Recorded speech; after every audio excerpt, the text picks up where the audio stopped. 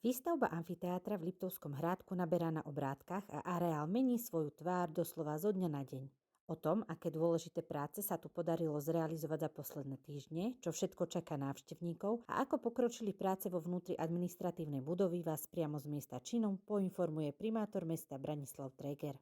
V rámci výstavby amfiteátra, čo sa týka exteriéru, sa za posledný týždeň spravilo niekoľko veľmi dôležitých prác. Archeologický prieskum sa spravil v kamennej pivnici a táto klenbová pivnica bude zrekonštruovaná. Ďalšími prácami v exteriéri sú dokladanie chodníkov, autobusová zastávka. Pomaly sa kreuje aj hľadisko, s tým teda, že tie drevené časti sa budú montovať ako posledné.